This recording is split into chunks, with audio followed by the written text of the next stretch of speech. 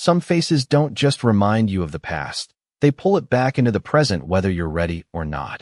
The city moved the way it always did at that hour, loud and indifferent, traffic lights blinking through a haze of late afternoon sun, people crossing intersections with phones pressed to their ears, taxis inching forward one impatient foot at a time. But for Ethan Caldwell, everything slowed the second he saw the boy standing at the edge of the sidewalk across the street, small, still, completely out of rhythm with the chaos around him, as if the world had been rushing past, but somehow forgotten to take him along. And it wasn't the worn backpack hanging from the boy's shoulder or the way his sneakers looked a half size too big that caught Ethan's attention. It was the boy's face, the angle of his jaw, the quiet set of his mouth, the way his eyes narrowed slightly against the light as if he'd done it 1,000 times before.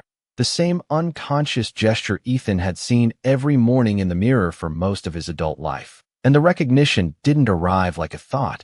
It hit like a pause, a disruption in the steady control Ethan had spent years perfecting, his hand tightening slightly around the door handle of his car, the polished black surface reflecting a version of himself that suddenly felt less certain, less contained, because across the street, under a flickering pedestrian signal, stood a child who looked like a memory he had never allowed himself to revisit, and Ethan didn't move at first, didn't step forward, didn't call out, because men like him, didn't react without reason, didn't follow instinct over logic, but logic was already slipping, already bending under the weight of something he couldn't explain. The boy shifted his weight from one foot to the other, glancing briefly over his shoulder, and that small movement was enough to send a ripple through Ethan's chest, subtle but undeniable, because it wasn't just the resemblance anymore. It was the familiarity of it, the way the boy carried himself, quiet, observant, like he was used to watching before speaking, like he had learned early that the world didn't always make space for him, unless he took the time to understand it first. And Ethan stepped forward before he realized he had made the decision, the city noise swelling back into place around him as he crossed the street, each step measured but driven by something deeper than intention, something closer to gravity, pulling him toward an answer he hadn't yet asked.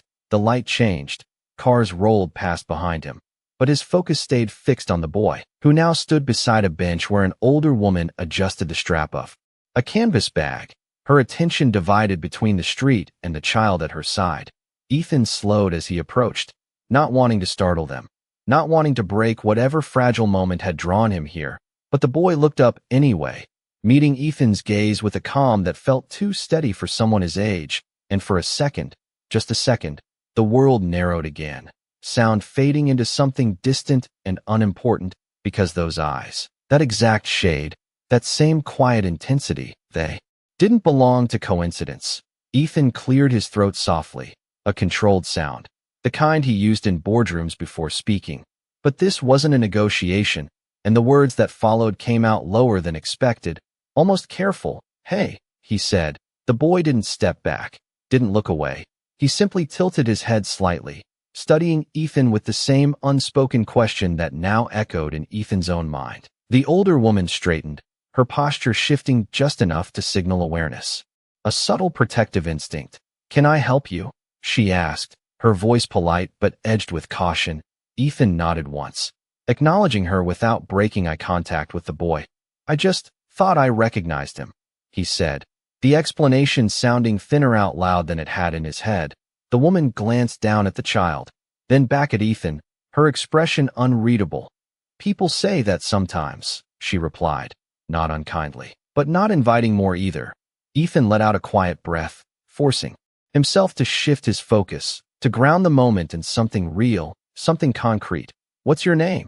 he asked, and this time it was the boy who answered, his voice soft but clear. "Noah," he said.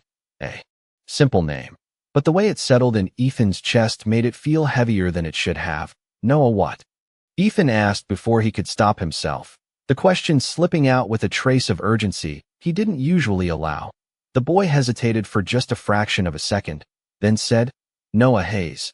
And there it was, the second disruption, sharper than the first, because Hayes wasn't just a name, it was a door, one Ethan had closed years ago with deliberate finality, and hearing it now, spoken so casually by a child who looked at him like a reflection, made that door feel less like something closed and more like something waiting. Ethan's jaw tightened slightly, a reaction he masked quickly, but not before the older woman noticed, her gaze sharpening. "Is there a problem?" she asked, and Ethan shook his head, though the word felt inaccurate. "No," he said, then corrected himself with a quieter truth. "I don't think so." But even as he said it, his eyes drifted back to Noah, to the small details that refused to align with coincidence, the shape of his brow, the way he stood, the quiet patience in his posture. And then, as Noah adjusted the strap of his backpack, something slipped free from beneath his shirt, a thin chain catching the light for just a second before settling against the fabric. A small pendant, nothing expensive, nothing designed to draw attention, but it did anyway, because Ethan saw it, really saw it, and something in his chest shifted again, slower this time, heavier, as if the moment was deepening rather than passing. "That's a nice necklace," Ethan said, his voice softer now, more careful. Noah looked down, touching the pendant with a small, instinctive motion. "My mom gave it to me," he said, and there it was, the word that completed the pattern, the missing piece that turned resemblance into something else entirely, something that reached beyond the present moment into a past Ethan had spent years burying under contracts and meetings and decisions that never left room for uncertainty. "She did?" Ethan asked, his voice barely above the hum of the city. Noah nodded. "Yeah," he said, then added, almost as an afterthought, "She said I should never take it off." Ethan's gaze lingered on the pendant, on the faint outline of what looked like something tucked inside it, maybe a photo, maybe a memory, and he felt the edges of his control begin to blur, not break, but soften, as if the structure he relied on was being asked to make space for something it wasn't designed to hold. "Where is she?" Ethan asked before he could stop himself, and this time, it was the older woman who answered, her voice quieter now, less guarded, more weighted. "She's not here," she said. Ethan looked up, meeting her eyes fully for the first time, and in that brief exchange, he saw something that confirmed what the moment had already begun to suggest, not just absence, but something deeper, something unresolved. "What do you mean?" he asked, and the woman hesitated, just long enough to make the silence feel intentional, then said, "She's been gone for a while." And the words didn't land loudly. They didn't need to. They settled into the space between them with a quiet finality that made everything else feel secondary. The traffic, the noise, the city itself fading into the background as Ethan stood there, looking at a child who carried his face, his mannerisms, and now, a story he had never been part of, a story that had unfolded without him, grown without him, and somehow found its way back into his life without warning, without permission, and without any clear path forward. Noah shifted again, glancing up at Ethan with that same steady gaze, as if waiting for something, not an answer, not yet, but maybe a recognition, something unspoken that connected them beyond coincidence. And Ethan realized then, in that quiet, suspended moment, that whatever this was, whatever truth was beginning to surface beneath the surface of a normal afternoon, it wasn't something he could ignore, not anymore. The city did not slow down just because something had shifted inside him, but Ethan Caldwell felt the difference in every step as he remained standing there. The distance between him and the boy no longer measured in feet, but in years, in decisions, in silences that had stretched longer than they should have, and for the first time in a long time, he did not reach for control. He did not step back into the familiar rhythm of detachment. Instead, he stayed exactly where he was, his attention anchored to Noah in a way that felt both unfamiliar and unavoidable. The older woman adjusted her grip on the bag again, her eyes moving between them with quiet awareness, as if she had seen moments like this before, moments where something unspoken surfaced and refused to be dismissed. "We should get going," she said gently, not to Ethan, but to Noah, her voice carrying a softness that suggested routine, not urgency. Noah nodded but did not move right away, his gaze still fixed on Ethan, and there was something in that look that made Ethan hesitate, not because he was unsure, but because he recognized it, the quiet patience, the waiting without asking. It was the kind of stillness that came from learning early that answers did not always arrive when you wanted them to. Ethan swallowed once, the motion subtle but grounding. "Do you come here often?" he asked, the question simple, almost casual, but it carried weight, an attempt to extend the moment without forcing it. The woman studied him for a second before answering. "A few times a week," she said, her tone measured. "It is close to where we stay." Ethan nodded slowly, processing the words, filing them away with the precision he used in every other part of his life. Except this time it did not feel like strategy, it felt like necessity. "I would like to talk more," he said. His voice steady but lower now, less formal, more deliberate. The woman did not respond immediately, her gaze shifting to Noah again, and in that brief silence, Ethan understood that whatever this was, it was not just about him. It was about the boy, about what was safe, what was allowed, what had already been lost. "We do not know you," she said finally, not as an accusation, but as a fact, one that Ethan could not argue with. "I know," he replied, the honesty in his voice surprising even himself. "But I think I might know his mother." The words settled between them, not loud, not dramatic, but heavy enough to change the direction of the moment. Noah's fingers tightened slightly around the chain at his neck, a small, instinctive reaction, while the woman's expression shifted, not fully open, but no longer closed. "Her name was Amara," Ethan added, the name leaving his lips with a familiarity that had never really faded, even if he had tried to bury it beneath years of distance. The reaction was immediate, subtle but unmistakable. The woman's posture straightened, her grip on the bag tightening just enough to register. "You knew her," she said, not a question, not entirely more. Like a realization forming in real time. Ethan nodded once. "A long time ago," he said, and for a second, the city noise seemed to pull back again, as if giving space to something that had been waiting to be acknowledged. Noah looked between them, his gaze moving from Ethan to the woman, searching, connecting pieces that had not been explained to him yet. "Do you know where she is?" Ethan asked, and this time, the question carried more than curiosity. It carried urgency, not sharp or overwhelming, but steady, like something that had already decided it would not let go. The woman exhaled slowly, her shoulders lowering just slightly, as if she had been holding something in place for longer than she intended. "If I did," she said, "we would not be here alone." The answer was quiet, but it landed with clarity, reinforcing what had already been implied. Amara was not just absent, she was unreachable, and the distinction mattered more than Ethan wanted to admit. He nodded again, absorbing the reality without pushing against it, because pushing would not change anything. "Not right now. Can I see that?" he asked, his gaze flicking gently toward the pendant at Noah's chest, the request careful, respectful, leaving space for refusal.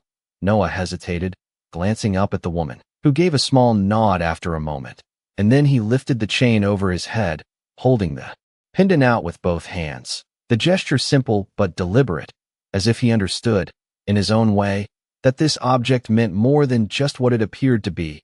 Ethan reached out slowly, his fingers brushing lightly against the cool metal as he opened it, the hinge soft, worn from use, and inside, exactly what he had expected and still was not prepared for, a small photograph, slightly faded at the edges, but unmistakable. Amara, her smile quiet, her eyes steady, the same eyes that had once looked at him with something he had not fully understood at the time, something he had not protected the way he should have.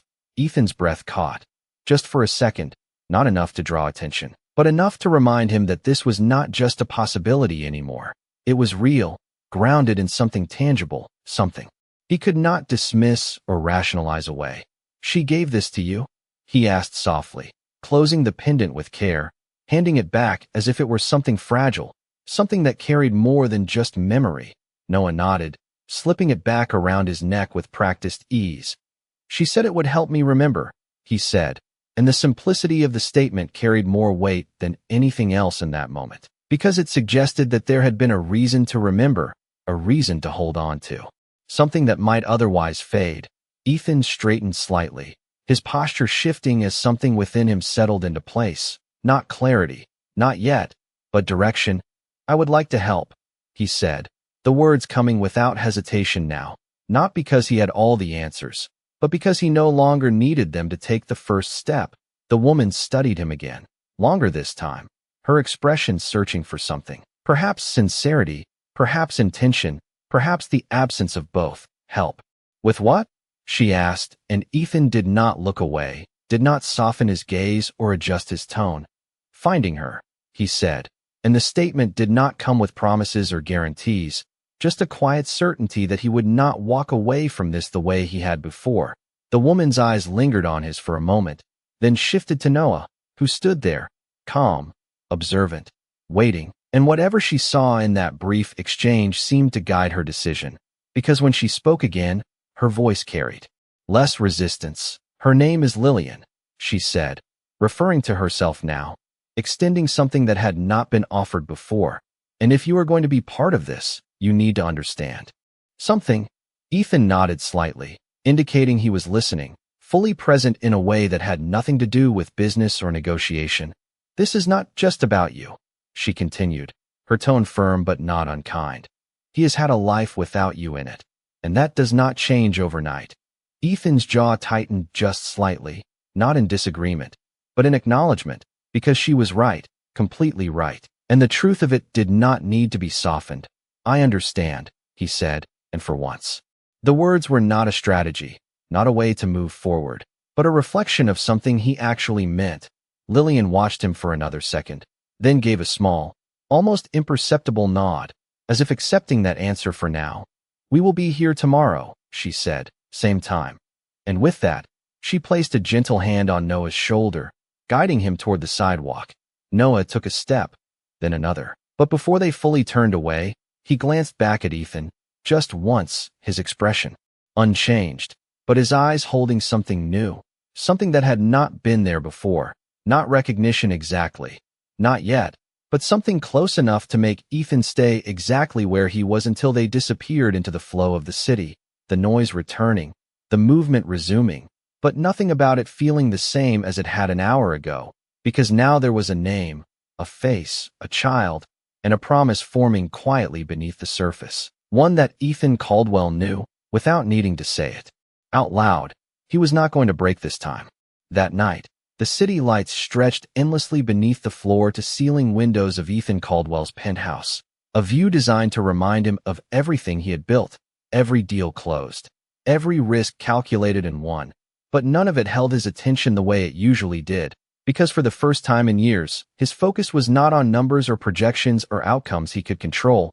It was on a boy standing at a crosswalk, on a name he had not spoken out loud in longer than he wanted to admit, and on a photograph tucked inside a small pendant that refused to leave his mind no matter how many times he tried to redirect his thoughts. Ethan stood, with one hand resting lightly against the cool glass, his reflection faint against the skyline, and in that reflection, he saw something unfamiliar, not weakness, not uncertainty exactly, but something closer to recognition, like a part of his life he had compartmentalized too well had suddenly stepped back into the center of everything. His jaw tightened slightly as he exhaled, slow and controlled. The habit of discipline still present even when everything else felt less structured behind him. His phone vibrated once on the marble counter, then again, a steady reminder of the world he had always prioritized, meetings, messages, expectations waiting for his response.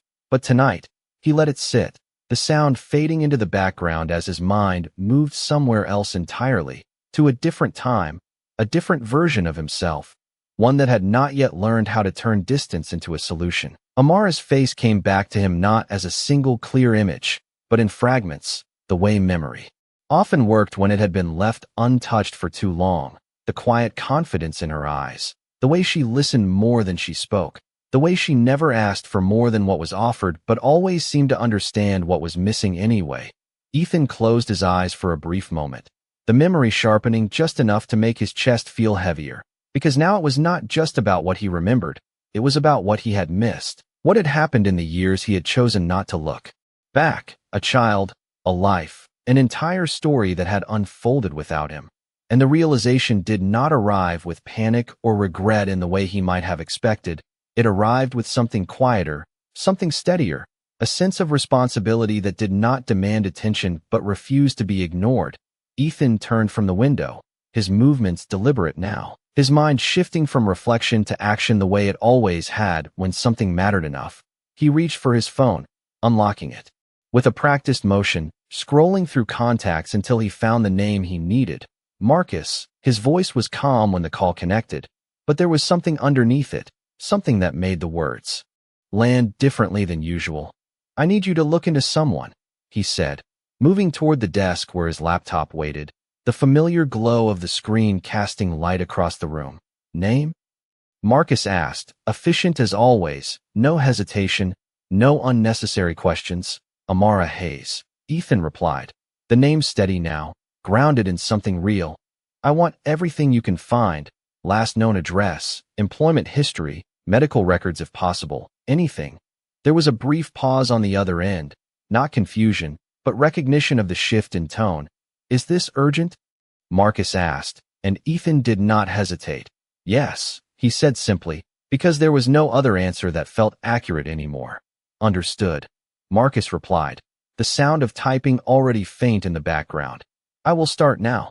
Ethan ended the call without another word, placing the phone down with a controlled motion, his gaze moving to the laptop screen as he began searching on his own, not because he needed to, but because waiting was not something he was willing to do tonight. The name appeared in scattered records, fragments of information that hinted at a life but did not tell the full story, a former address in a neighborhood he recognized but had never visited, a past job at a small community clinic, a gap that stretched longer than it should have, and then nothing, no recent updates, no clear path forward, just silence where there should have been something more.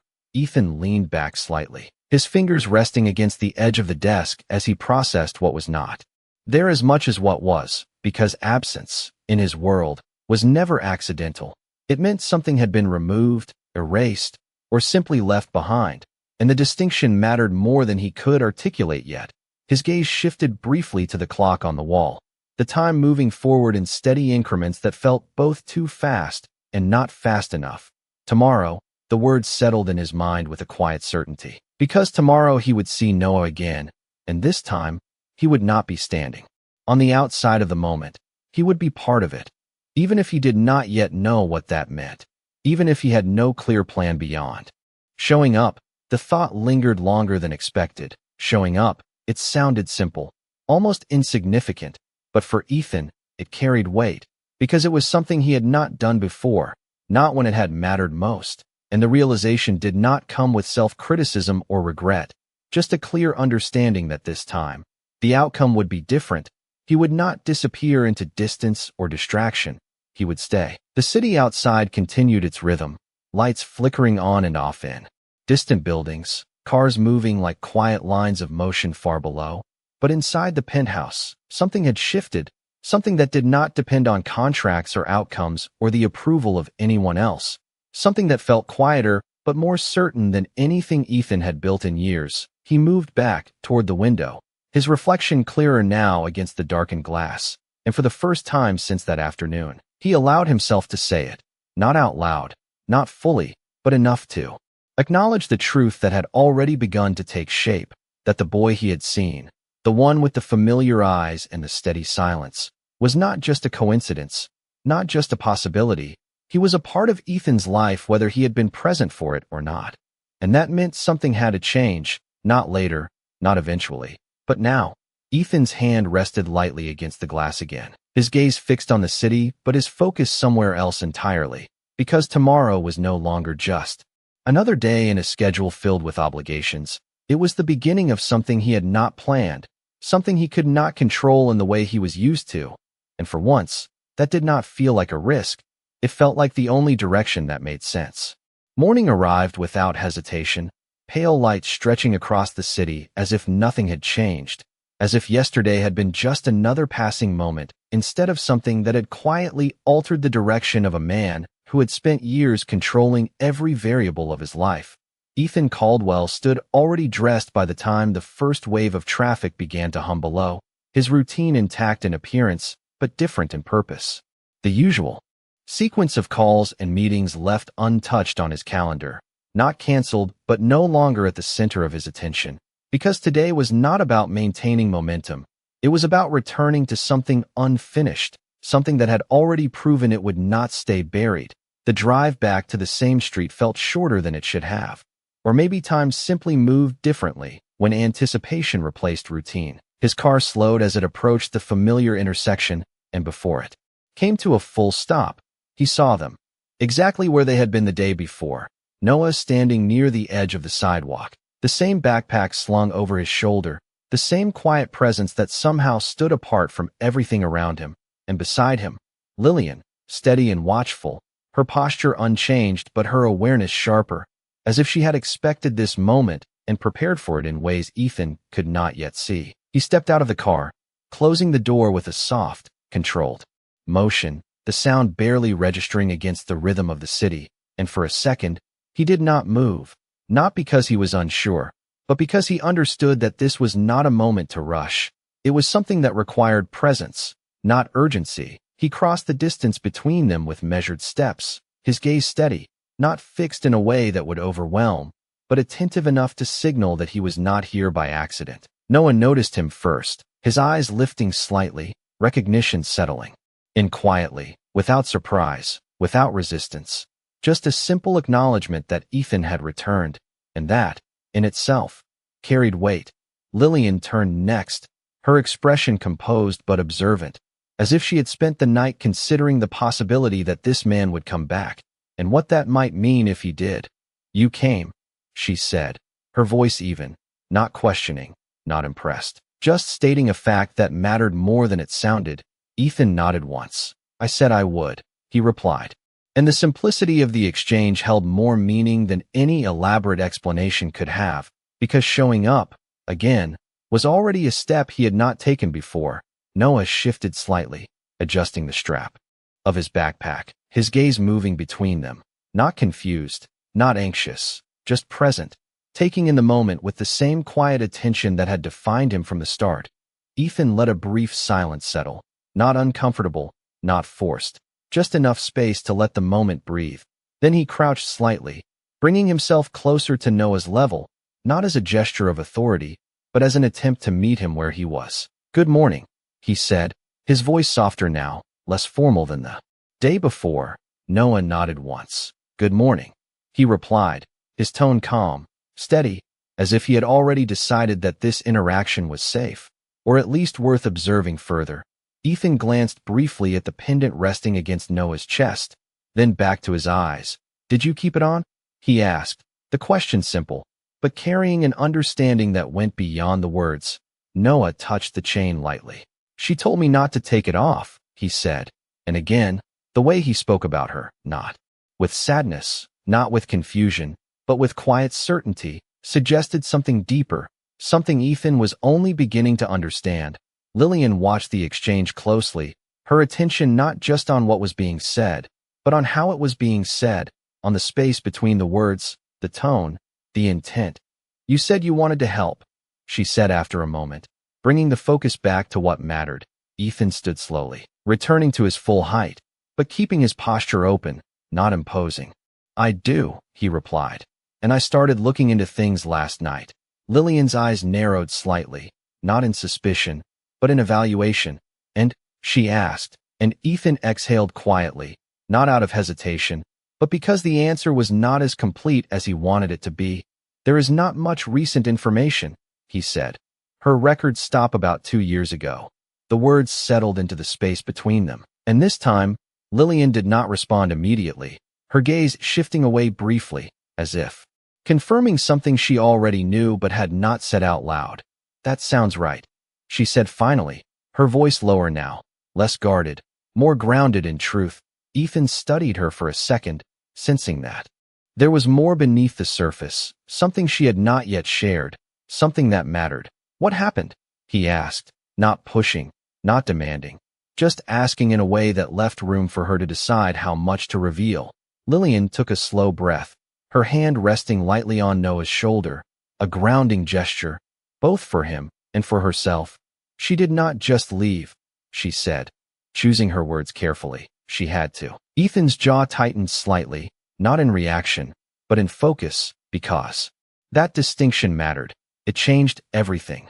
"Why?" he asked, and this time, Lillian looked directly at him, her expression steady, searching for something in his face before she answered. Because she believed she had no other choice, she said.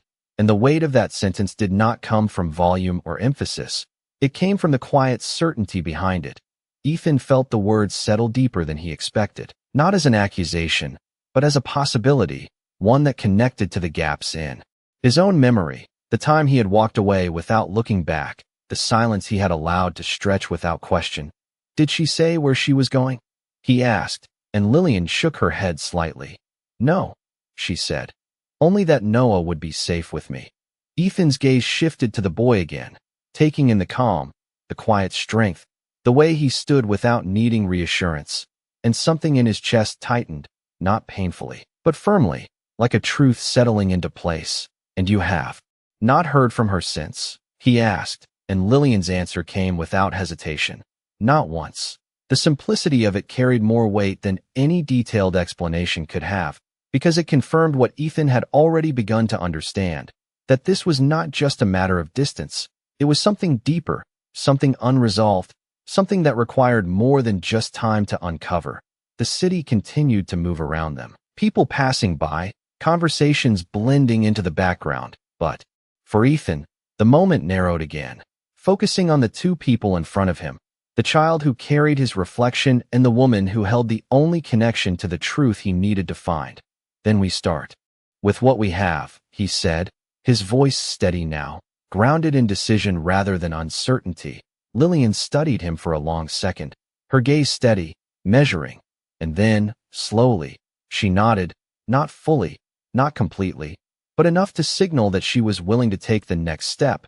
Then you need to understand something else, she said, her tone firm again, protective. If you are going to be part of this, you do not disappear. Ethan did not look away, did not soften the moment with reassurance that sounded empty. He simply nodded once, a quiet, deliberate acknowledgement that carried more weight than any promise he could have made out loud. And beside them, Noah stood still, watching, listening, absorbing everything without interruption, as if he understood, in his own way, that something had begun that was not going to end the same way it had before. The conversation did not end when the words stopped. It lingered in the quiet space that followed, in the way Noah adjusted his stance just slightly closer to Lillian, not out of fear but habit, and in the way Ethan remained exactly where he was, not stepping forward, not stepping back, understanding for the first time that presence was not about movement, but about consistency, the kind that could not be proven in a single moment, but only over time. The city around them carried on as it always did, footsteps echoing against pavement, distant horns blending into the background. But within that ordinary rhythm, something had begun to take shape that did not belong to routine. Ethan glanced briefly down the street, then back to them, recalibrating not the situation but himself, because this was no longer about discovery alone. It was about what came after, about what he chose to do with what he now knew. Do you have time? He asked, directing the question toward Lillian, but allowing it to include Noah as well, his tone measured, respectful of the boundaries that had already been made clear. Lillian considered the question for a moment, her eyes scanning his face not for charm or persuasion, but for steadiness, for the kind of intent that did not shift with convenience. For a little while, she said finally, her voice neutral but open enough to allow the next step. Ethan nodded once, acknowledging both the limit and the opportunity.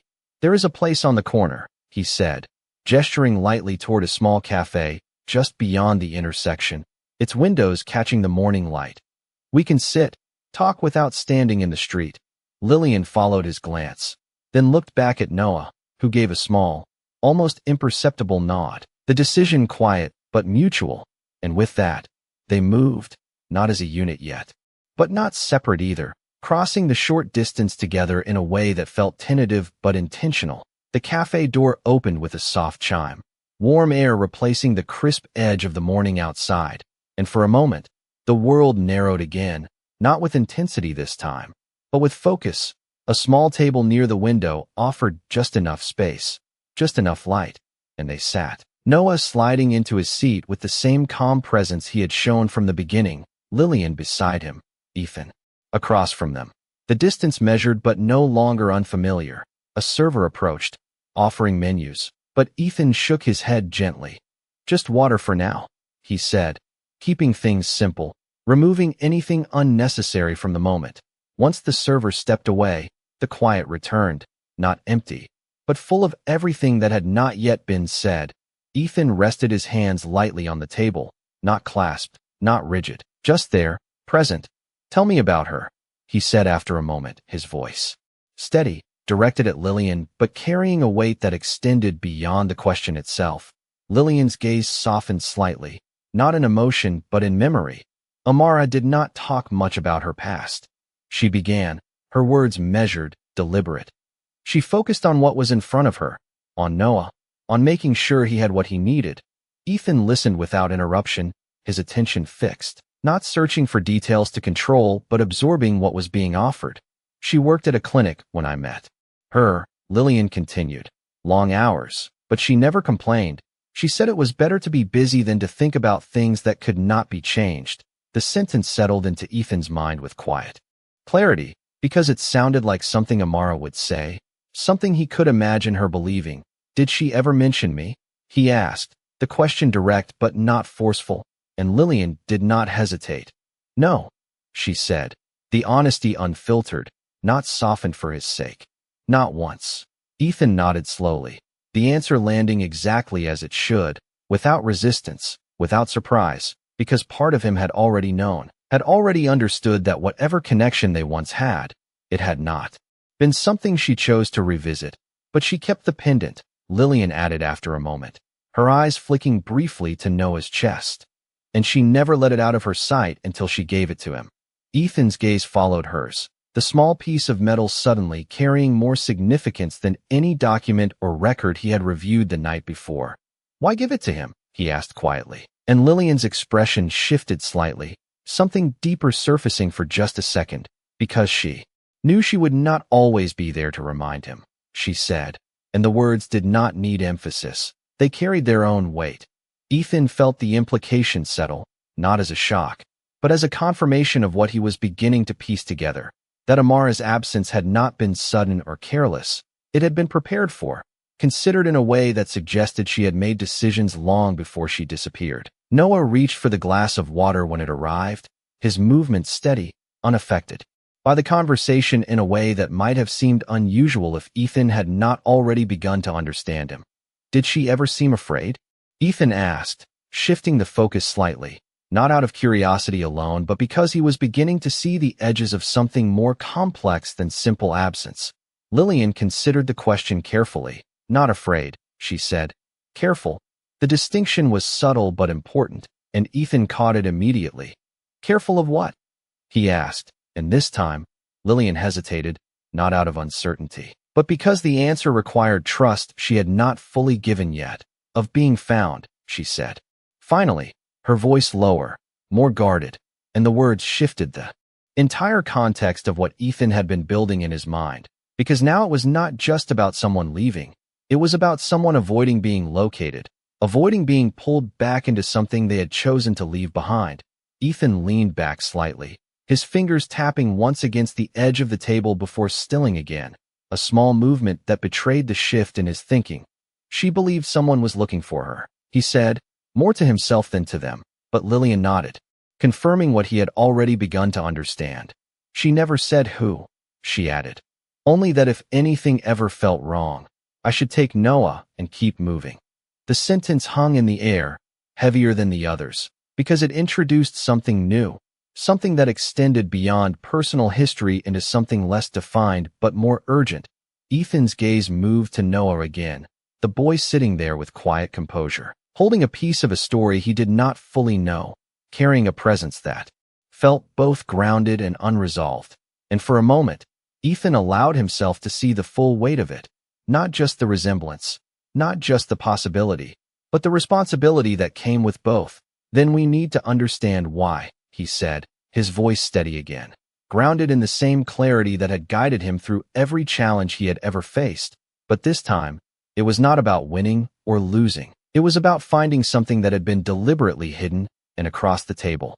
Lillian watched him closely, measuring not just his words but the way he held them, the way he did not rush to conclusions or dismiss what he did not yet understand.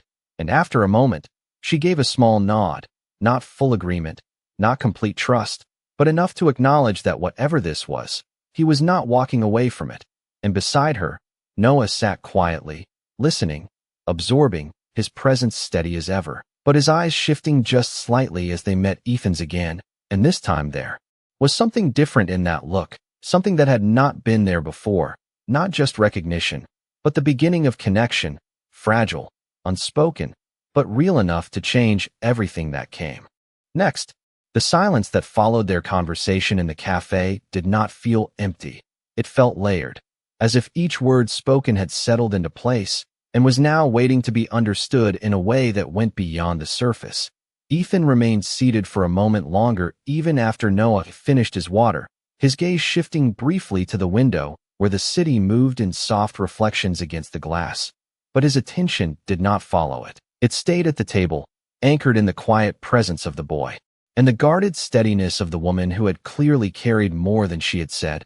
"I want to show you something," Ethan said finally, his voice calm but deliberate, reaching into the inside pocket of his jacket with a slow, careful motion that made it clear he was not about to disrupt the balance that had begun to form between them. He placed his phone on the table and turned it slightly, the screen lighting up with a photo he had pulled from an archive he had not opened in years, not because it was hidden, but because it had been easier to leave it untouched. The image showed a younger version of himself standing beside Amara, both of them caught in a moment that had not been staged or prepared, just real, her expression calm, his more guarded, but unmistakably present. Lillian leaned forward slightly, her eyes narrowing as she took in the image, recognition moving across her face in a way she did not try to hide. "That is her," she said quietly, and then her gaze shifted to Ethan, measuring him again, not with suspicion this time, but with confirmation. Noah leaned closer as well, his small hand resting lightly on the edge of the table as he looked at the screen, his eyes moving from Amara's face to Ethan's, then back again, and for the first time, there was a visible shift in his expression, not confusion, not disbelief, but a quiet connection forming in real time. "You knew her," he said, his voice soft but certain, and Ethan did not hesitate. "Yes," he replied, his tone steady. "I did." The simplicity of the exchange carried more weight than any explanation could have, because it was not about convincing Noah, it was about allowing him to see something for himself, something that did not need to be forced or explained beyond what was already clear. Lillian leaned back slightly, her fingers resting against the table as she considered what this meant, not just in terms of truth, but in terms of what would come next. "You said you started looking into things," she said, bringing the focus back to action. "What exactly does that mean?" Ethan turned the phone off and slipped it back into his pocket before answering, not as a way to hide it, but as a signal that the image had served its purpose. "It means I am not relying on chance," he said, his voice even, grounded in the same clarity he brought to everything he committed to. "I have people looking into records, connections, anything that might explain why she left and where she could have gone." Lillian's expression tightened slightly, not in disagreement, but in concern. "And if she did not want to be found?" she asked, the question direct, cutting through assumption and intention alike. Ethan met her gaze without hesitation. "Then I need to understand why," he replied, not defensive, not dismissive, but firm in a way that suggested he was not approaching this as a problem to solve, but as a truth to uncover. Noah's fingers moved again, brushing lightly against the pendant at his chest, a small, grounding motion that seemed to connect him to something beyond the conversation. "She said some people only come back when they need something," he said quietly, his eyes still on the table rather than Ethan, and the words landed with a quiet precision that made the air shift just slightly. Ethan did not react immediately, did not rush to respond or defend himself. Instead, he let the sentence settle, acknowledging it for what it was, not a challenge, not an accusation, but a reflection of what Noah had been told, of what he had learned to expect. "She might have been right," Ethan said after a moment, his voice lower now, more measured. "But that is not why I am here." Noah looked up then, his gaze meeting Ethan's fully, searching, not for reassurance, but for consistency, something that could be tested over time rather than accepted in a single moment. Lillian watched the exchange carefully, her attention moving between them as if weighing not just the words, but the space between them, the tone, the restraint, the absence of anything that felt forced or rehearsed. "Then why are you here?" she asked, her voice steady, and Ethan did not look away. "Because I should have been here a long time ago," he said, the answer simple, unembellished. Carrying no attempt to justify or explain beyond what was already clear, the honesty of it did not fill the space. It settled into it, quiet but present. Lillian exhaled slowly, her shoulders easing just slightly as if the tension she had been holding had shifted, not disappeared, but changed. "That does not fix anything," she said, not harshly, just truthfully, and Ethan nodded. "I know," he replied, "but it changes what happens next." The statement did not come with promise or expectation, just a quiet certainty that he was not stepping away from this. Not this time. The server approached again, offering a small interruption that allowed the moment to breathe. Cups refilled, a brief exchange of thanks, and then silence returned, softer now, less guarded. Noah leaned back slightly in his seat, his posture relaxing just enough to suggest he was no longer simply observing. He was part of the moment now, part of the conversation in a way that had not been true before. "Are you going to find her?" he asked, the question direct, without hesitation, and Ethan did not hesitate either. "I am going to try," said, and then, after a brief pause, he added, "and I am not going to stop until I understand what happened." Noah nodded once, the movement small but meaningful, as if that answer, incomplete as it was enough for now. Lillian studied Ethan for another moment, then glanced at Noah, her expression softening just slightly. "We should head back," she said, her voice calm, not dismissing the conversation, but closing it for now, and Ethan did not resist, did not push for more time or more answers. He simply nodded, standing as they did, allowing the moment to end where it needed to, not where he might have wanted it to. Outside, the air felt different, not colder, not warmer, just clearer, as if something that had been uncertain was beginning to take shape. They stepped onto the sidewalk together, the city continuing its steady rhythm around them, and for a brief moment, they stood there, not speaking, not moving, just present in the same space. Noah adjusted his backpack again, then looked up at Ethan, his expression unchanged but his eyes holding something new, something that had not been there the day before. "We will be here again tomorrow," he said, echoing Lillian's earlier words. But this time, the meaning was slightly different, not just routine, but expectation, and Ethan nodded once.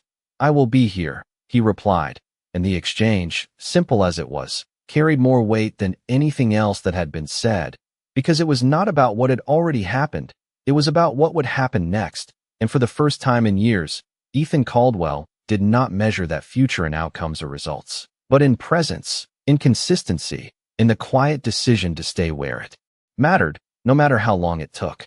The next morning arrived with a quiet sense of expectation that Ethan did not try to suppress or rationalize. It simply existed, steady and present, as he returned once again to the same street corner, the same stretch of sidewalk that had shifted from being just another part of the city into something far more personal, something that now carried meaning beyond coincidence. And when he stepped out of his car, he did not need to search for them.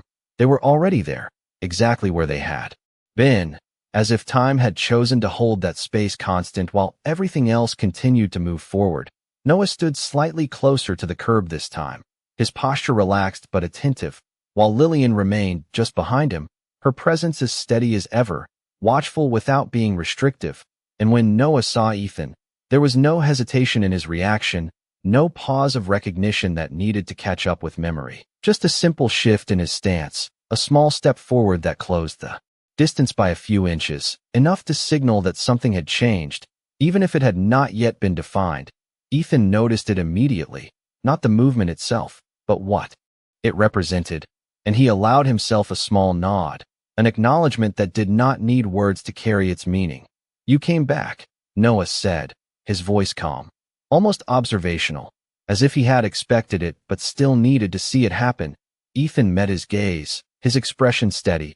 "I told you I would," he replied, the consistency in his tone matching the consistency in his actions, and for a brief moment, the exchange settled into something quieter than conversation, something that felt closer to understanding. Lillian watched them both, her eyes moving between their faces, not interrupting, not guiding, just allowing the moment to take its natural shape. "We have some time before we need to leave," she said after a moment, her voice measured, offering space without giving too much away. Ethan nodded once, then glanced briefly toward Noah. "Would you like to walk?"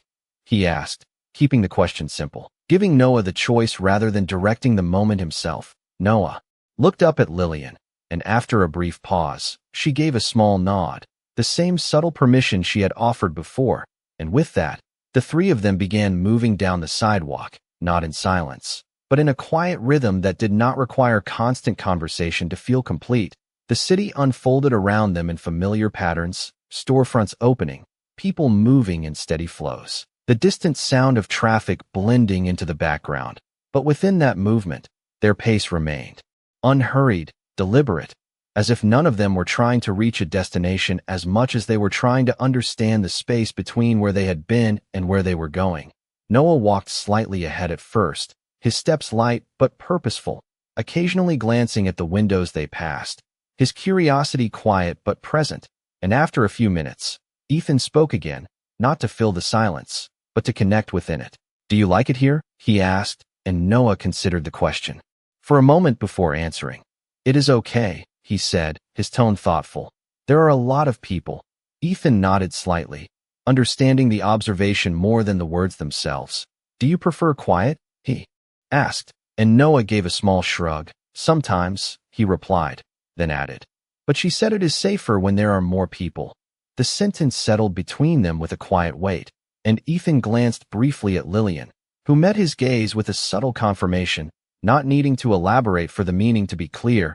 Amara had made decisions based on protection, based on distance, based on keeping Noah in places where he could blend into the background rather than stand out, and that realization added another layer to everything Ethan was beginning to understand. They turned onto a smaller street, the noise softening slightly, the crowd thinning just enough to create a different kind of space, and Noah slowed his pace, allowing Ethan to walk beside him rather than behind. A small adjustment, but one that carried significance, because it was no longer just observation, it was inclusion. "What do you do?" Noah asked after a moment, his voice curious but not overly so, and Ethan allowed himself a brief pause before answering, not because he needed to think of an answer, but because he wanted to choose one that made sense in this context. "I run a company," he said simply, avoiding details that would create distance rather than connection. Noah nodded, absorbing the information without reaction. "Is it a lot of work?" he asked, and Ethan almost smiled at the straightforwardness of the question. "Yes," he said, "it is." Then after a brief moment, he added, "But some things are more important than work." Noah glanced at him then, his expression unchanged but his eyes searching, as if measuring whether that statement held true beyond the moment, and Ethan did not look away, allowing the silence to hold the answer rather than trying to reinforce it with more words. Lillian walked just behind them, her presence steady, her attention quiet but constant, as if she was allowing the connection to form naturally while still ensuring it remained grounded. They reached a small park, less crowded than the one before, with a few benches scattered along the edge and a patch of open space where a couple of children played, their laughter carrying lightly through the air. Noah's steps slowed again, his gaze shifting toward the open space, not with excitement, but with interest, and Ethan noticed, not pushing, not suggesting, just observing. "Do you want to sit?" he asked, gesturing toward a bench nearby, and Noah nodded once, moving toward it without hesitation, the three of them settling into a quiet arrangement, Noah in the middle, Lillian on one side, Ethan on the other, the distance still present, but no longer unfamiliar. For a few moments, none of them spoke, the sound of the park filling the space instead, the rustle of leaves, the distant voices, the steady rhythm of a city that never fully stopped. And then Noah spoke again, his voice softer this time. "If you find her," he said, not looking directly at Ethan, "what happens then?" The question was simple, but it carried more weight than anything else he had asked so far, because it reached beyond the present moment into something uncertain, something that none of them could fully predict. Ethan took a slow breath, not out of hesitation, but because the answer mattered, not just in content, but in how it was given. "Then we listen to her," he said, his voice steady, grounded in something that did not need to be proven yet. We understand why she left and what she wants now. Noah was quiet for a moment, his fingers brushing lightly against the edge of the bench. And if she does not want to come back? He asked. And this time, Ethan did not answer immediately, not because he did not have an answer, but because he understood that this question was not about logistics. It was about possibility, about preparing for something that might not align with what any of them hoped for. Then we respect that, he said finally, his tone even, without hesitation. But we make sure she knows she does not have to stay gone because she is afraid. Noah nodded slowly, absorbing the words, not reacting, not questioning further, just letting them settle, and beside him, Lillian watched Ethan closely, her expression unreadable but her attention sharp, as if she was measuring not just what he said, but how consistently he would continue to say it, how firmly he would hold to it when things became more complicated. And as the moment stretched quietly into the space around them, it became clear that whatever had begun between them was no longer defined by coincidence or discovery alone. It was something that was being built, slowly, carefully, one choice at a time, and for the first time since he had stepped into this unfamiliar part of his own life. Ethan Caldwell understood that this was not just about finding answers. It was about becoming someone who could be part of them. The quiet of the park did not feel like an ending. It felt like a threshold, something subtle but undeniable shifting beneath the surface as the three of them remained seated on the bench, the space between them no longer defined by uncertainty alone, but by a growing awareness that whatever had started here was not temporary. It was unfolding, and Ethan felt it in the way Noah no longer avoided his gaze, in the way Lillian's posture had eased just slightly, not in trust fully given but in resistance no longer held as tightly as before. A small breeze moved through the trees above them, carrying the soft rustle of leaves and the distant echo of laughter from the other side of the park. But Ethan's focus remained anchored to the present moment, because for once, he was not looking ahead to outcomes or strategies. He was learning to stay where he was. I heard back from my team this morning, he said after a while, his voice calm, not interrupting the stillness, but entering it. Carefully, Lillian turned her head toward him, her expression attentive, while Noah remained still, his fingers resting lightly against the pendant at his chest. They found something. Ethan continued, and the words, though simple, shifted the air just enough to be felt, not sharply, but steadily. Lillian's gaze sharpened slightly, not with fear but with readiness. What kind of something? She asked, and Ethan exhaled once, grounding the answer before giving it. There was a clinic, he said. The one you mentioned, where Amara worked. Lillian nodded slowly, confirming the connection without needing more explanation. There are records from about 2.5 years ago. Ethan went on, his tone even, measured.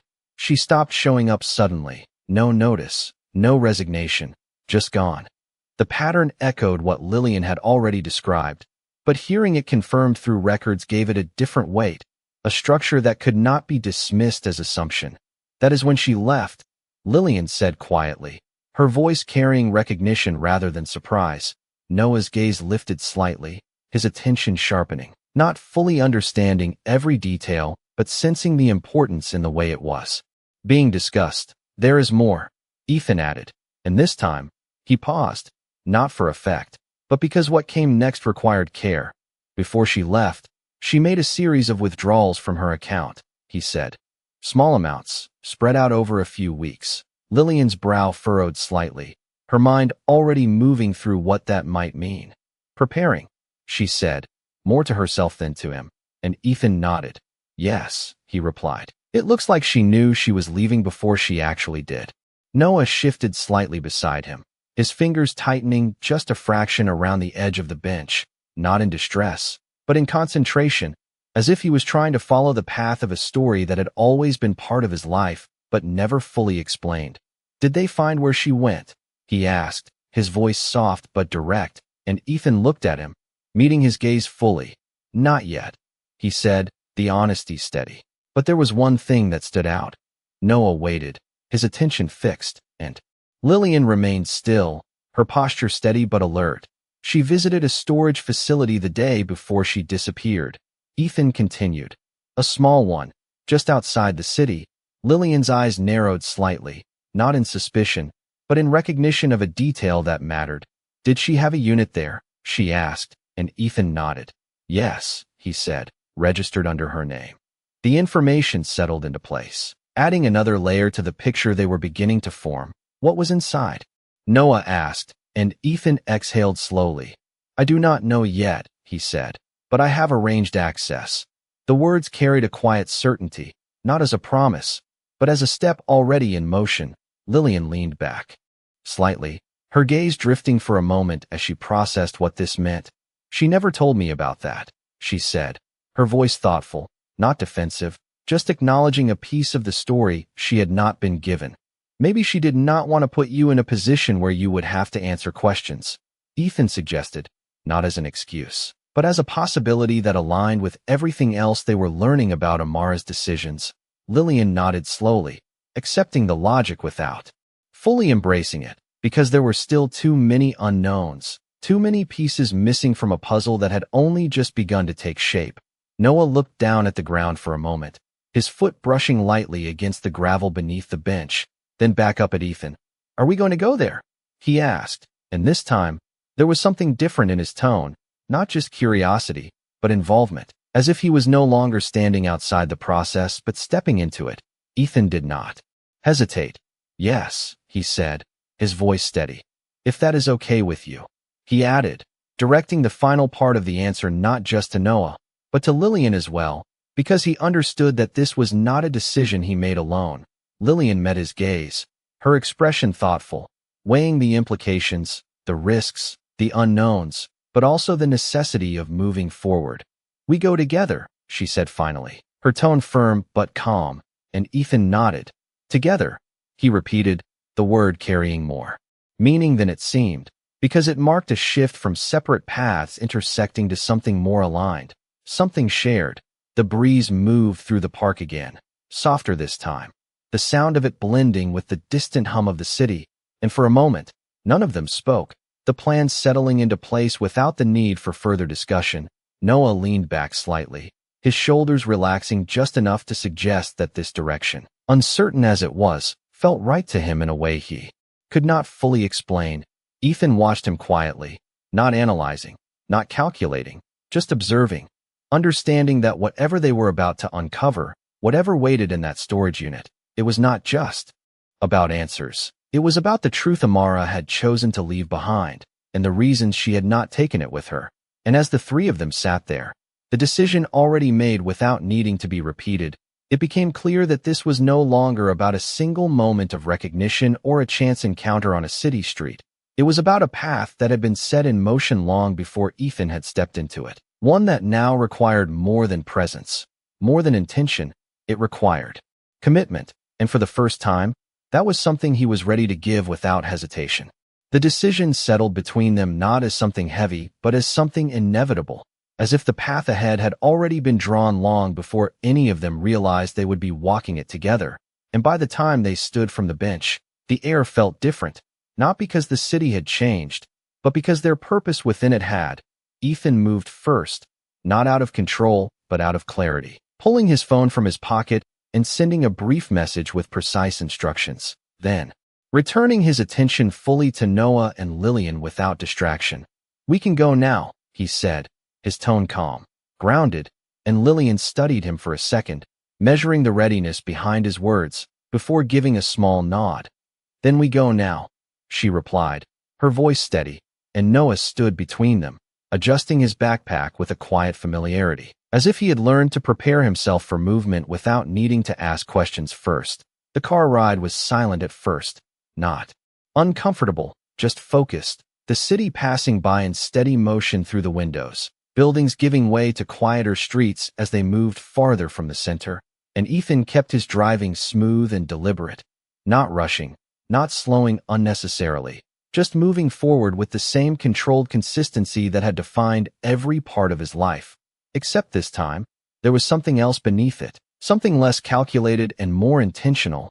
Noah sat in the back seat, his gaze shifting occasionally between the passing streets and the reflection of Ethan in the rearview mirror, not speaking, but observing in the same quiet way he always had, while Lillian remained beside him, her posture relaxed but attentive, her eyes occasionally flicking toward Ethan as if ensuring that this direction, this decision, remained steady. After about 20 minutes, the city thinned into a stretch of low buildings and open lots, the kind of place that did not draw attention, and Ethan slowed the car as they approached a row of storage units. Identical doors lined up in muted colors, each one carrying the same anonymity, the same quiet purpose of holding things that people were not ready to keep close. He parked near the far end, cutting the engine and allowing the silence to settle fully for the first time since they had left the park. No one moved immediately, not because they were unsure, but because they understood that whatever waited behind one of those doors was not just an object. It was a piece of a life that had been deliberately set aside. Ethan stepped out first, the sound of the door closing soft, but final, and Lillian followed, her hand resting lightly on the edge of the car before she turned toward Noah, who stepped out a second later, his movement steady, his expression unchanged but his eyes sharper, more focused than before, as if he understood that this moment mattered in a way he could not fully explain.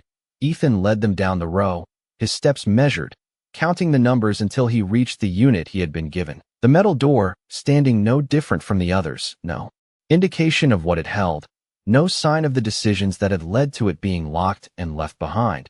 He paused for a brief moment, his hand resting lightly on the key in his palm, not out of hesitation, but out of awareness. Then he inserted it into the lock and turned it, the sound quiet but distinct, a small shift that carried more weight than it should have. The door lifted slowly, the metal sliding upward with a soft mechanical hum. And as the space inside revealed itself, the three of them remained still, not stepping forward immediately, allowing the moment to settle before they entered. Inside, the unit was not crowded, not filled with the kind of chaos that suggested panic or abandonment. Instead, everything was arranged with care, a few boxes stacked neatly along one wall, a small suitcase placed beside them, and a single chair positioned near the back as if someone had once sat there, thinking, deciding, preparing. Ethan stepped in first, the concrete floor cool beneath his shoes, his gaze moving slowly across the space, taking in each detail without rushing, because he understood now that every object here had been chosen, not left behind carelessly. Lillian followed, her steps quiet, her eyes scanning the room with a different kind of recognition, not from memory, but from understanding the kind of person Amara had been. The kind who would not leave something without meaning. Noah stepped in last, his small presence filling the space in a way that made everything feel more immediate, more real. He moved toward the nearest box, not opening it, just resting his hand lightly against it, as if sensing something within it that he could not yet see. Ethan approached the suitcase, kneeling slightly as he unlatched it, the motion slow, deliberate, and when he lifted the lid, the contents inside confirmed what the room had already suggested: folded clothes, carefully packed, not discarded, not forgotten, but stored with intention, as if they had been meant to be retrieved. Lillian moved to the boxes, opening one with steady hands. Inside, there were papers, folders, documents organized in a way that suggested planning rather than escape. She lifted one file, scanning the contents briefly before her expression shifted. Not dramatically, but enough to be noticed. "Ethan," she said quietly, and he turned immediately, crossing the space between them in a few steps. She handed him the file, and as he looked down, the first thing he saw was his own name, printed clearly on the top of the page, the sight of it grounding everything into something undeniable, something that could no longer be interpreted or assumed. It was direct, intentional, and real. Noah stepped closer, his gaze lifting toward the file, then toward Ethan's face, watching for a reaction, for something that would help him understand what this meant, and Ethan did not hide it, did not mask the shift that moved through him, because this was no longer about maintaining control. It was about facing what had been left behind, what had been prepared for him to find. And as he turned the page slowly, the room seemed to hold its breath, not in tension, but in anticipation, because whatever truth Amara had left in this place, it was no longer hidden, it was waiting to be seen. And for the first time since this began, Ethan understood that the answers he had been searching for were not somewhere distant or unreachable. They had been here all along, carefully placed, waiting for the moment when he would finally be ready to look. The paper in Ethan's hands did not feel like just paper. It felt like something that had been waiting, something that had carried its own weight long before he ever touched it. And as his eyes moved across the first lines, the quiet inside the storage unit deepened, not because the space had changed, but because the meaning within it had. His name was written clearly at the top, followed by a date that pulled him backward without warning. Not into a memory he had chosen, but into one he had avoided, and beneath it, in handwriting he recognized instantly, steady, deliberate, unmistakably Amara's. There were words that did not rush to explain, did not attempt to justify. They simply existed, calm and precise. If you are reading this, it means something did not go the way I hoped. Ethan's breath slowed, not out of control, but out of focus, every part of his attention narrowing to the page. To the quiet voice that seemed to rise from the ink itself, Lillian stood beside him, her presence steady but still, as if she understood that this moment did not belong to interruption, while Noah remained just behind, close enough to see, close enough to feel the shift. Even if he could not yet understand every word, Ethan turned the page carefully, not wanting to miss anything, not wanting to move too fast through something that had clearly been written with intention. I did not tell you about Noah, the next line read, and the words settled heavily, not with accusation, but with truth. Not because I did not trust you, but because I was not sure I could trust what was happening around you. Ethan's jaw tightened slightly, his fingers still against the edge of the paper, the statement opening something he had not yet considered fully, something beyond distance, beyond absence, something that pointed toward the reason behind it all. There were things I did not understand at first, the letter continued. Meetings that were not on your schedule. People asking questions about you that did not feel right. Details that did not belong to your world but kept appearing in mine. Ethan's mind moved quickly, not to defend, not to dismiss, but to trace the pattern, to search for the edges of something he had not seen at the time, because he had not been looking for it. I tried to ignore it. The words went on. I told myself it was not my place, that whatever you were involved in had nothing to do with me. But then I found out I was pregnant, and everything changed. Noah shifted slightly behind him, his hand brushing against the side of one of the boxes, not interrupting, just grounding himself in the moment, and Ethan felt it, not through movement, but through awareness, the presence of the boy no longer separate from the words on the page, but connected to them in a way that made everything more immediate, more real. I wanted to tell you, the letter said. I almost did, more than once, but every time I tried, something else happened. Another question, another strange coincidence, another reason to believe that I did not fully understand the world you were part of. Ethan's eyes moved more slowly now, each line requiring more than just reading, requiring recognition. I could not risk it, the next line read. Not when it was no longer just about me. Lillian exhaled quietly beside him, not as a reaction, but as an acknowledgement, as if the pieces were beginning to align in a way that confirmed what she had already sensed but could not name. Ethan turned another page, his movements steady but careful. So I left. The words continued, simple and direct. Not because I stopped caring, but because I needed to make sure Noah had a life that was not shaped by something I could not control. Ethan's hand tightened slightly against the paper, not enough to crease it, but enough to show the shift within him. The understanding that this had not been abandonment. It had been a decision, one made with clarity. Even if it had been made alone, I kept watching from a distance, the letter said, and that line made Ethan pause, just for a second, his breath catching slightly, because it changed the direction of everything again. Not close enough to be seen, but close enough to know that you were safe, that the things I feared did not take hold the way I thought they might. His mind moved through the implications, through the possibility that Amara had not been gone in the way he had assumed, that she had been there, somewhere in the background, making sure that what she had chosen to leave behind remained untouched by whatever had made her leave in the first place. If you found this, the letter continued, then something has changed, something that means it is time for you to know. Ethan turned the page again, his focus absolute now, every other detail in the room fading into the background. Noah deserves to know where he comes from. But more than that, he deserves to know that he was never a secret out of shame, only out of protection. Noah's fingers moved again, this time gripping the edge of the box beside him just slightly, not out of fear, but out of something deeper, something closer to recognition. There are things in this unit that will help you understand the rest, the letter said, things I could not risk keeping with me. Ethan glanced briefly around the room, the boxes, the suitcase, the quiet order of it all now taking on a different meaning, not storage, but preservation. If you are ready to see it. The final lines read, then you are ready to find me. Ethan lowered the paper slightly, the words still settling into place, not as a conclusion, but as a beginning of something else, something larger than he had anticipated. Lillian stepped closer, her gaze moving from the letter to Ethan's face, searching, not for explanation, but for understanding. She was protecting him, she said quietly, and Ethan nodded once, the movement small but certain. And maybe protecting me too, he replied, his voice lower now, grounded in something that did not need to be proven out loud.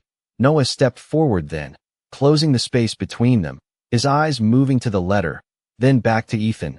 She was watching you, he said, not as a question, but as a realization, and Ethan met his gaze, not avoiding, not softening, just present. It sounds like she was, he said, and the truth of it did not feel distant anymore. It felt close, immediate, like something that had always been there, just out of reach, and now, finally, within sight. The storage unit remained quiet around them, the air still, the light unchanged, but everything inside it had shifted, because the story that had been hidden in pieces, in absence, in silence, was now beginning to take form, and for the first time since this began, Ethan understood that finding Amara was no longer just a possibility. It was a path, one that had already been laid out, waiting for him to follow it all the way to the end.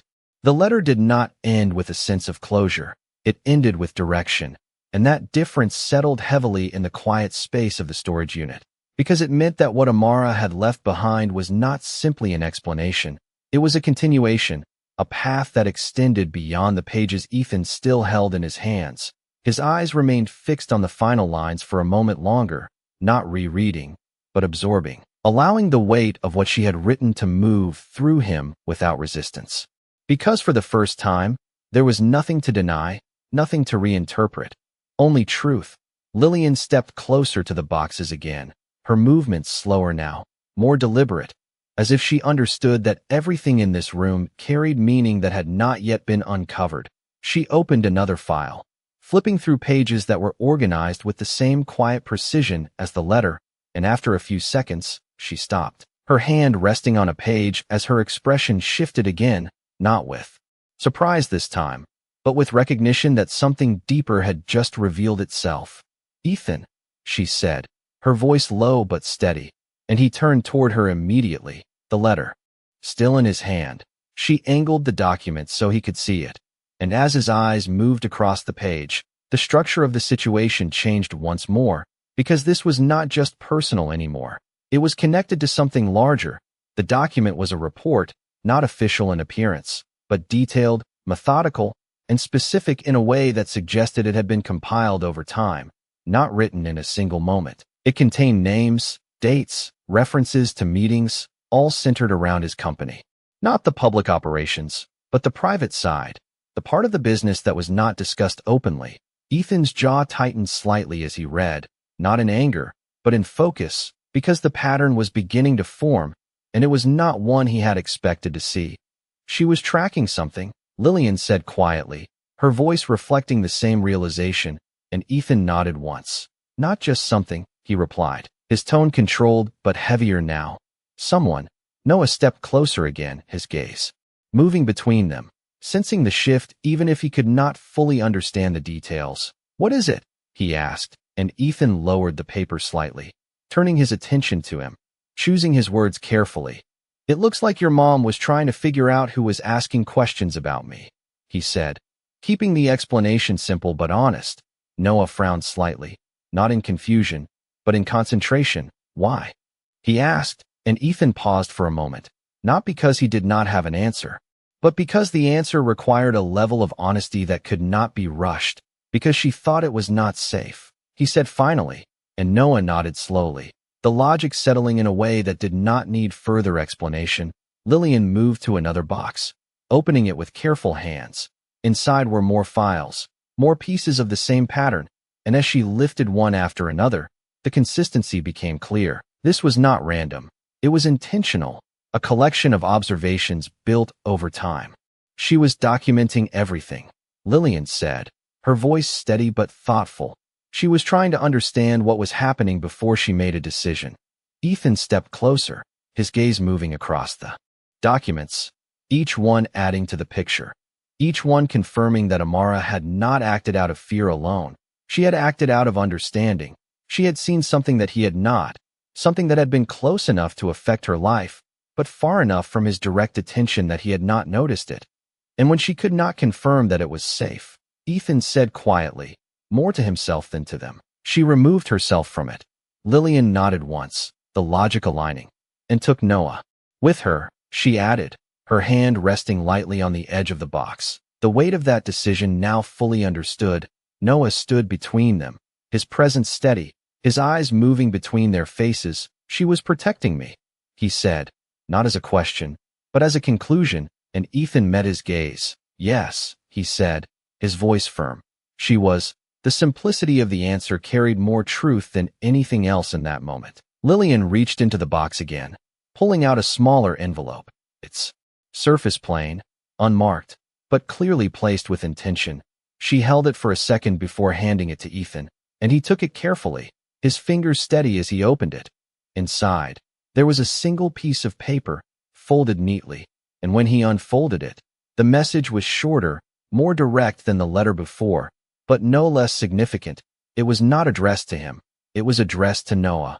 If you ever find this, it began, it means you are old enough to understand that I did not leave because I did not want to stay. I left because I needed to make sure you had a future that was not shaped by fear. Noah stepped closer, his eyes fixed on the paper as Ethan read, his expression unchanged but his attention absolute. You deserve to know where you come from, the message continued. But you also deserve the chance to choose what you become without being pulled into something you did not ask for. Ethan's voice remained steady as he read, not adding emphasis, not changing tone, allowing the words to stand on their own. If he is with you when you read this, the final line said, then it means he found his way back, and that matters more than anything else I could have hoped for. The room fell into a deeper silence after that, not empty, but full, as if every piece of what had been hidden was now present, no longer scattered or incomplete, but connected, forming a truth that could not be ignored. Noah stood very still, his eyes lowering slightly as he processed the words, not reacting outwardly, but absorbing them in a way that felt deeper than expression. Lillian placed a gentle hand on his shoulder, not to comfort, but to ground, to remind him that he was not alone in this moment. Ethan folded the paper carefully, not rushing, not treating it as something that could be set aside, because he understood now that this was not just information, it was intention, it was choice, it was the result of decisions made under pressure, under uncertainty, but with clarity that he had not possessed at the time. He looked around the storage unit again, the boxes, the suitcase, the quiet order of it all, and for the first time, he did not see it as something left behind. He saw it as something prepared, something meant to be found at the right moment. And as he stood there, the weight of it settling into place, it became clear that this was not just about finding Amara anymore. It was about understanding the world she had stepped away from, the reasons she had done it, and the responsibility that now rested with him to make sure that whatever had driven her away would not be allowed to shape what came next. Because the truth was no longer hidden, it was here, in his hands, in the eyes of the boy standing beside him, in the quiet presence of the woman who had carried this story without fully knowing it. And for the first time, Ethan Caldwell understood that the next step was not just about moving forward. It was about making sure that when he did it differently than before. The air inside the storage unit no longer felt still. It felt charged with something that had been waiting too long to be acknowledged. And as Ethan carefully placed the letter back into the envelope, his movements carried a precision that was no longer about control but about respect, because what Amara had left behind was not just information, it was trust placed in a moment she could not predict, a moment that had now arrived whether he was ready or not. And he understood that readiness was no longer a choice. It was a responsibility. Lillian moved slowly along the row of boxes, her fingers brushing lightly over the edges as if tracing the outline of a story she had only partially known until now. Her gaze thoughtful, focused not just on what they had found but on what it meant. While Noah stood closer to Ethan than before, not reaching for him, not seeking reassurance, but remaining within a distance that suggested something had shifted, something subtle but undeniable. She did not just leave to protect him, Lillian said quietly, her voice steady but deeper now. She left because she believed something was wrong. Ethan nodded once, his gaze moving back to the documents spread across the small space. And she was right to believe that. He replied, his tone calm but firm, because the pattern in the files was no longer something he could dismiss as coincidence or misunderstanding. It was structured, deliberate, something that had moved quietly beneath the surface of his life without his awareness. And that realization did not sit lightly. But it did not overwhelm him either. It sharpened him, directed him. Noah looked up at him then, his eyes steady, searching not for answers alone, but for what came next. "What are you going to do?" he asked. And the question did not carry doubt. It carried expectation, the kind that had begun to form. Not from words but from presence, from consistency, from the fact that Ethan had come back, again and again, and Ethan did not look away, did not soften the moment with uncertainty. "I am going to find out who she was afraid of," he said, his voice even, grounded. "And I am going to make sure that whatever it was, it is no longer something you have to live with." Noah held his gaze for a moment longer, then nodded, the movement small but meaningful, as if that answer, for now, was enough. Lillian stepped closer, her attention shifting from the documents to Ethan. "You think this is connected to your company?" she said, not as a question, but as a conclusion drawn from everything they had seen. And Ethan did not hesitate. "Yes," he replied.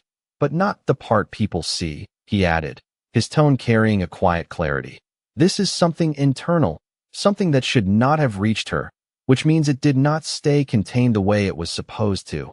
Lillian's expression tightened slightly, not in fear, but in recognition of the implications. "Then if she thought it was dangerous enough to leave," she said, "that means she believed it could reach her, reach Noah." Ethan nodded again, his mind already moving through the connections, the timelines, the people who had access, the ones who operated in the background where visibility was limited and accountability even more so. "And if she believed that," he said quietly, "then I need to assume she was right." The words settled into the space between them, not as a conclusion, but as a direction.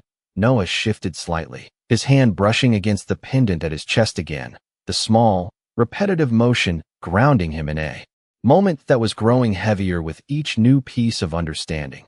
"She said she was watching you," he said, his voice softer now, not repeating the letter, but reflecting on it. And Ethan looked at him, not avoiding the weight of that truth. "Then she saw something I did not," he replied, and the honesty of it did not weaken him. It clarified him. It placed him exactly where he needed to be, not above the situation, not in control of it, but inside it, responsible for what came next. Lillian closed one of the boxes carefully, her movements deliberate, as if she was acknowledging that they had seen enough for now, that the rest would not change what they already understood. "We cannot stay here too long," she said, her voice practical, grounded in the reality of the moment, and Ethan agreed without hesitation. "We will take what matters," he said, "and leave the rest secured." Noah stepped closer to the suitcase, his eyes scanning it once more before he looked back at Ethan. "Is she still watching?" he asked, and the question was not simple. It carried layers of hope, of uncertainty, of something deeper that had not yet been fully formed. Ethan paused for a moment, not because he did not want to answer, but because he understood that this was not a question that could be answered lightly. "If she is," he said carefully, "then she knows we are here." Noah nodded slowly, absorbing that possibility, not reacting, just holding it. Lillian picked up the files they had already reviewed, organizing them with quiet efficiency, her actions steady, controlled, reflecting the same strength she had carried from the beginning. "Then we need to move forward quickly," she said, "not just for answers, but for safety." Ethan met her gaze, the agreement clear without needing to be spoken twice. "I will handle what is on my side," he said, his tone firm. "And I will make sure that whatever this is, it does not reach you." Lillian studied him for a second, measuring not just the words but the conviction behind them, and then she nodded, not fully trusting yet, but no longer resisting, because she had seen enough to know that he was not stepping away from this.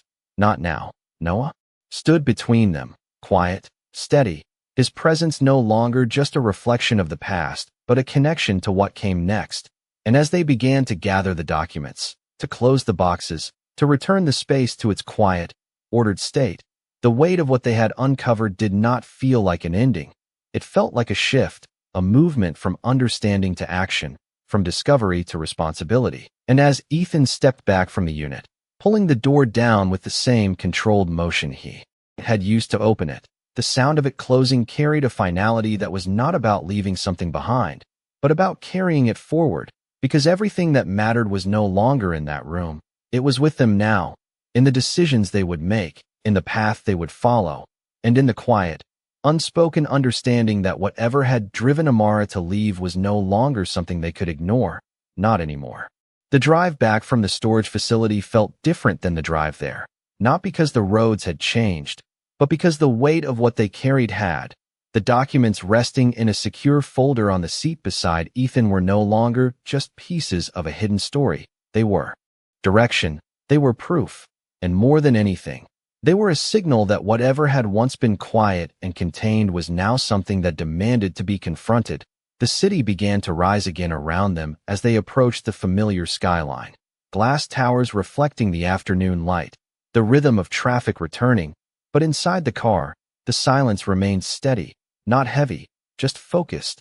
Noah sat behind Ethan, his gaze resting on the window but not truly looking at it, his thoughts somewhere deeper, processing in a way that did not require words, while Lillian remained beside him, her posture calm, her attention divided between the road ahead and the man driving them towards something none of them could fully predict. Ethan slowed the car as they reached the intersection where everything had started, the same sidewalk, the same crosswalk, the same space that now felt entirely different.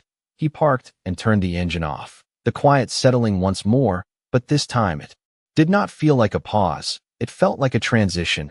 "I need to go to the office," he said after a moment, his voice steady, grounded in the same clarity that had carried him through everything so far. Lillian turned toward him slightly, her expression thoughtful.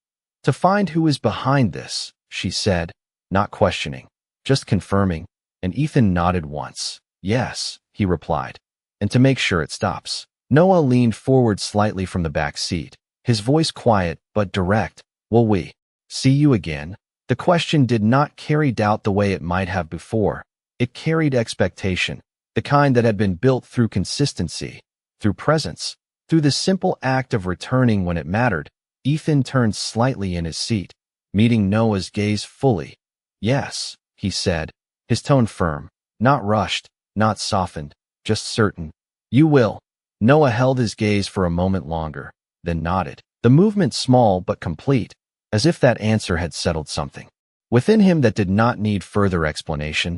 Lillian studied Ethan for a second, her eyes searching for any sign of hesitation, any indication that this would end the way it might have years ago, but there was none, only steadiness, only a presence that had not wavered since the moment he chose to step into this. "Then we will be here," she said, echoing the pattern they had built, the simple exchange that now carried more meaning than it seemed. Ethan stepped out of the car, closing the door with a controlled motion, and for a second, he stood there, looking at them, not as strangers, not even as something newly discovered, but as something that had always been part of his life, just out of reach until now. Noah stepped out as well, moving to stand beside Lillian, his posture steady, his expression unchanged, but his eyes holding something deeper, something that no longer needed to be defined. "She said something once," Noah said quietly, his voice carrying just enough to reach Ethan across the small distance. Ethan looked at him, attentive, present. "She said that if someone ever came back, not because they had to, but because they chose to, then that meant they understood what mattered." Noah's gaze did not waver, and Ethan felt the weight of those words settle, not as pressure, but as clarity. as something that aligned perfectly with the path he had already begun to walk. "I am here because I choose to be," Ethan replied, his voice steady, grounded in something that did not need to be proven beyond the consistency he had already shown. Noah nodded slowly, the movement carrying a quiet acceptance. Not complete, not final, but real. Lillian placed a gentle hand on Noah's shoulder, her gaze shifting to Ethan. "Then make sure whatever she was afraid of is no longer there when she comes back," she said, her tone calm but firm, and Ethan met her gaze without hesitation. "I will," he replied, the promise simple, direct, and unspoken in its depth, because it was not just about action, it was about responsibility, about stepping into something he had once been removed from and choosing not to step away again. The city moved around them, unchanged, indifferent. But within that motion, something had shifted permanently, something that would not return to what it had been before. Ethan watched as Lillian and Noah turned, walking back toward the sidewalk, their figures moving steadily into the flow of the crowd, not disappearing, not fading, but continuing. And for a moment, he remained there, not following, not calling out, just standing in the space where everything had begun, allowing the reality of it to settle fully. Because now there was no uncertainty left about what needed to be done, only the work of doing it. He turned then, moving toward his car with the same controlled precision that had always defined him. But this time, it carried something more, something that could not be measured in outcomes or results, something that had nothing to do with business or power, something that was rooted in truth, in responsibility, in the quiet understanding that what he had been given was not just a second chance to find answers, but a second chance to be present in a way he had never been before. And as he drove away, the skyline rising ahead of him, the weight of the documents beside him no longer felt like a burden. It felt like direction, like purpose, like a path that had already been set in motion, one that would lead him not just to the truth about what had driven Amara away, but to the moment when she would see, not through words, not through promises, but through action, that the man she had once walked away from was no longer the same man standing in front of her now, and somewhere in the quiet space between what had been and what would come next, that difference was already beginning to take shape.